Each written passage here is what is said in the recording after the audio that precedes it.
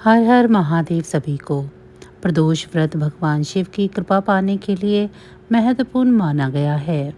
प्रदोष व्रत की पूजा तभी पूरी मानी जाती है जब प्रदोष व्रत की कथा पढ़ी या सुनी जाए।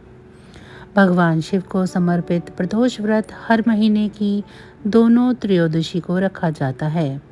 प्रदोष व्रत की पूजा में प्रदोष व्रत की कथा जरूर पढ़नी चाहिए, तभी पूजा का पूरा फल मिलता है। प्रदोष व्रत कर रहे हैं तो सुबह भगवान शिव की पूजा करें, पूरे दिन व्रत रखें और शाम को प्रदोष काल में फिर से शिव पार्वती की विधि विधान से पूजा करें। प्रदोष व्रत में पूजा करते समय कथा का पाठ जरूर करें। पौराणिक कथाओं के अनुसार प्राचीन काल में एक गांव में गरीब पुजारी रहता था।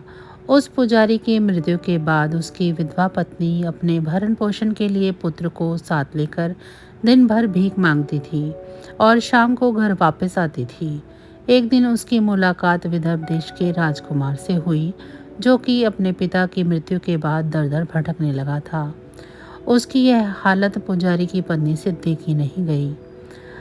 वह उस राजकुमार को अपने साथ अपने घर ले आई और पुत्र जैसा ही उसे रखने लगी। एक दिन पुजारी की पत्नी अपने साथ दोनों पुत्रों को शांडिल्य ऋषि के आश्रम में ले गई। वहां उसने ऋषि से शिव जी के प्रदोष व्रत की कथा व विधि सुनी तथा घर जाकर अब वह भी प्रदोष का व्रत रखने लगी। एक बार दोनों बालक वन में घूम रहे थे। उनमें से पुजारी का बेटा तो घर लौट आया, परंतु राजकुमार वन में ही रह गया। उस राजकुमार ने गंधर्व कन्याओं को क्रीड़ा करते हुए देखा तो उनसे बातें करने लगा। उस कन्या का नाम अंशुमति था। उस दिन वह राजकुमार घर देरी से लौटा। राजकुमार दूसरे दिन फिर से उसी जगह पहुंचा जहां अंशुमति अपने माता पिता से बात कर रही थी। तभी अंशुमति के माता पिता ने उस राजकुमार को पहचान लिया तथा उससे कहा कि आप तो विदर्भ नगर के राजकुमार हो ना, आपका नाम धर्मगुप्त है। अंशुमति के माता पिता को वह राजकुमार पसंद आया और उन्होंने कहा कि शिव जी की कृपा से हम अपनी पुत्री का विवाह आपसे करना चाहते हैं। क्या आप इस विवाह के लिए तैयार हैं? राजकुमार ने अपनी स्वीकृति दे दी तो उन दोनों का विवाह संपन्न हुआ।